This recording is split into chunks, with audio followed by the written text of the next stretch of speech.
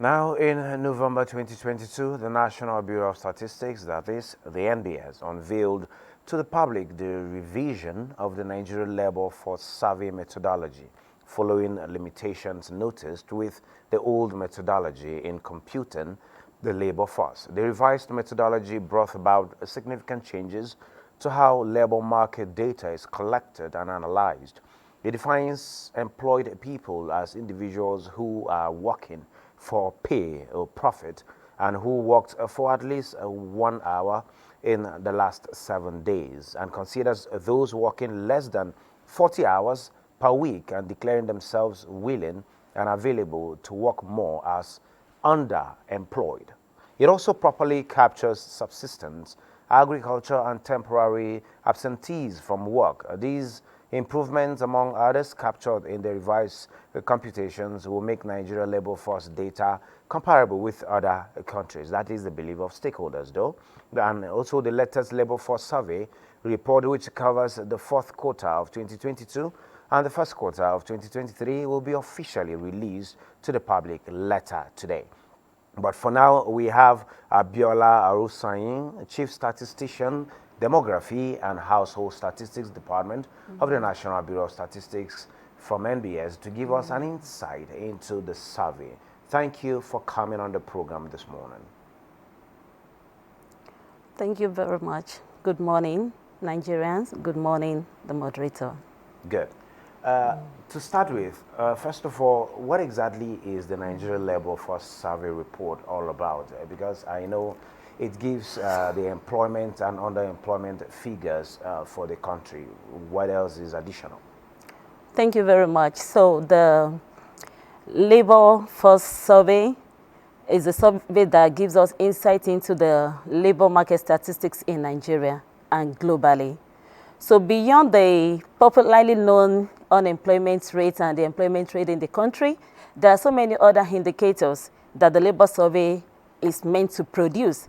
And with the significant changes in the methodology, now with the enhanced methodology, as a bureau, we have been able to add some other additional indicators in the labor market statistics for Nigeria, which includes the time-related unemployment, the time-related underemployment, labor force participation, the employed at work, and the employed absentee, that people that are temporarily absent, but they are still employed.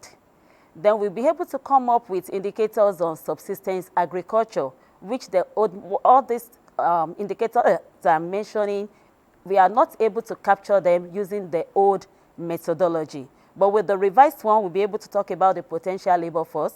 Then we'll be able to come up with the labor underutilization for the country, as well as the potential labor force. All these indicators were not captured in the old methodology. Thank you. Okay, now we have a revision that has added some other indicators to it. For the average Nigerian out there, what is the relevance of this to policymakers, to economy, to increasing employment rate?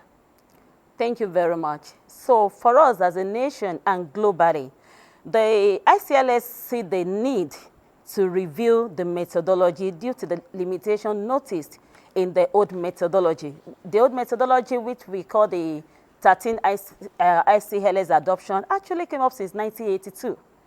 So that was why in 2018, they said the need to actually revise this methodology. And that's why they came up with the 19th ICLS reviewed methodology, the enhanced one, which is what we have adopted. So going forward, using this methodology over time, because currently with this new methodology, Nigeria is now embarking on what we call a continuous data collection exercise. And using this continuous method of data collection, which means people are now on the field regularly every week collecting data on labor market statistics. So going forward, using this data, the policymaker, the researcher, and other people that are into policy, including the CSO, the NGOs, they will be able to use this data to understand the employment trend in Nigeria. Also going forward, this will help us to be able to know the seasonal effect and the seasonal changes in employment in the country. And by knowing this, it will help the policymaker to be able to plan in terms of what I mean, where do we need to generate more employment? I'm talking about job creation now.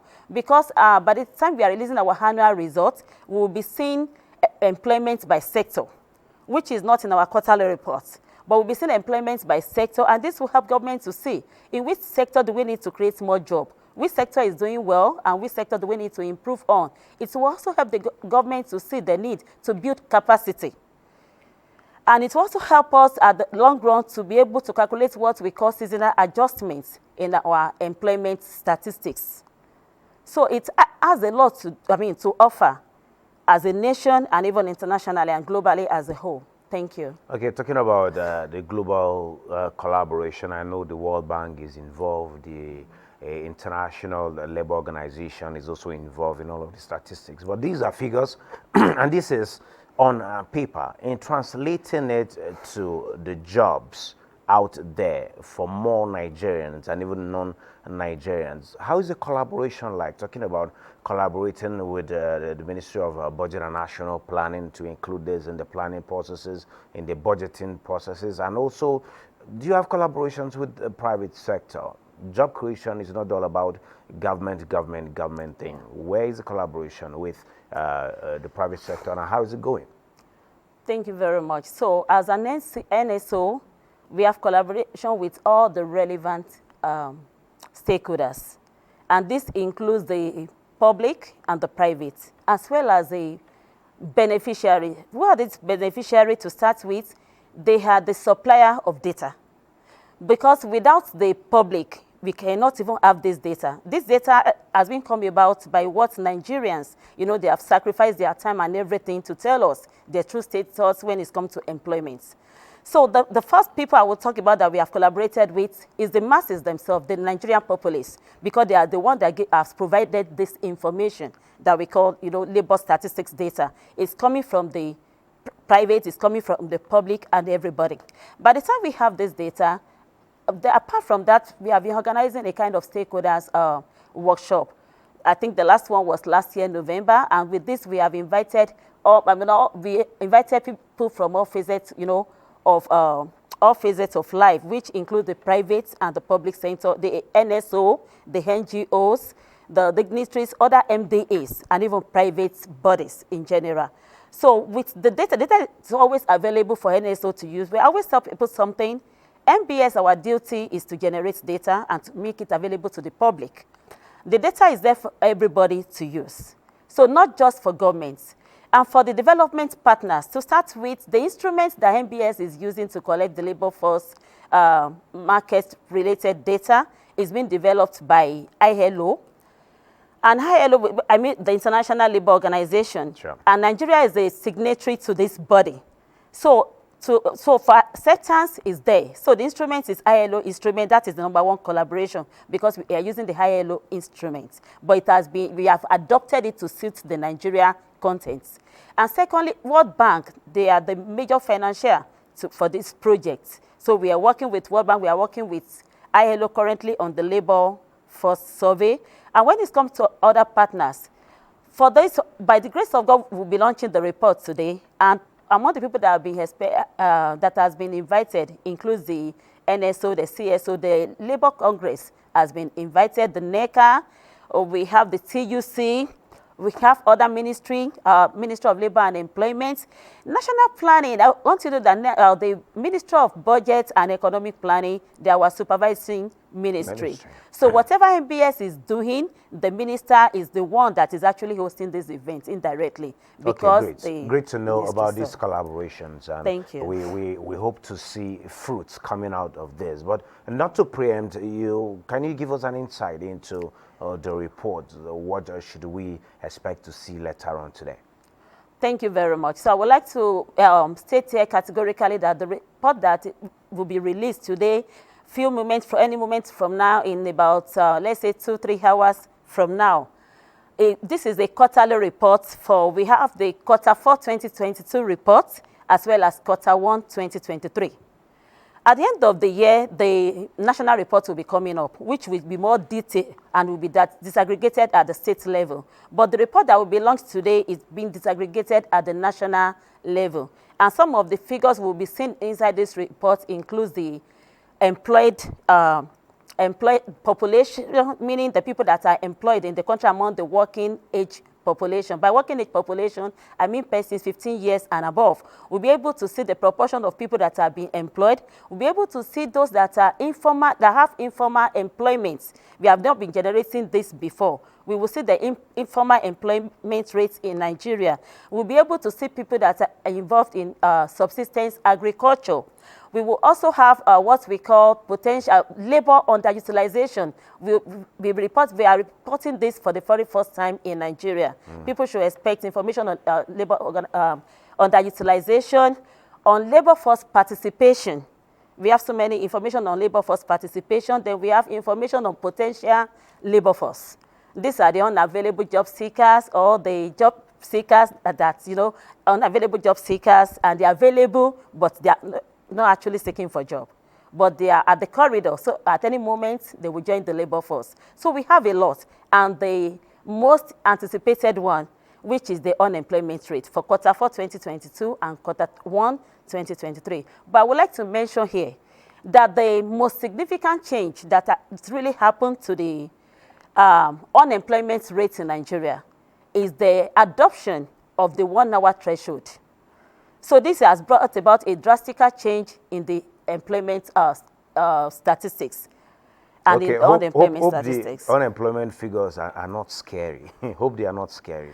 And while you get to answer that, a quick one, skills gap has been an issue. Is this report also addressing such figures? Okay, so thank you very much. So the report that will be released today is not really, so when it's got, the report that will be released today is not addressing the skills gap yet.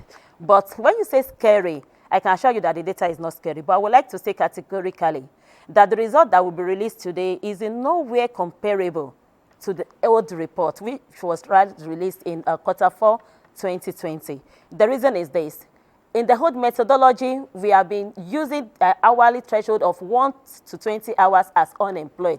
It means if you are working in Nigeria with our old methodology and you did not work up to 20 hours in the last 7 days, we have been saying that you are not employed, which was the old methodology the ILO was using. You must have worked for at least 20 hours before we say you are employed. But with this new 1 hour threshold, this new threshold is now saying that if you have worked for at least, if you have been engaged in any economic activity in the last 7 days and you have spent at least minimum of 1 hour, now we are saying you are employed. So you can see the difference between 20 hours and 1 hour. So this has made us to accommodate more people into the employment status compared to what we used to have before.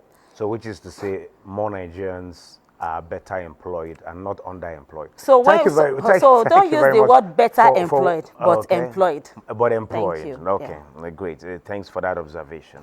Thank you, Abiola Arosayin, Chief Statistician and Demography, for sharing your thoughts as we look forward to these figures released later in the day. Thank you for being here.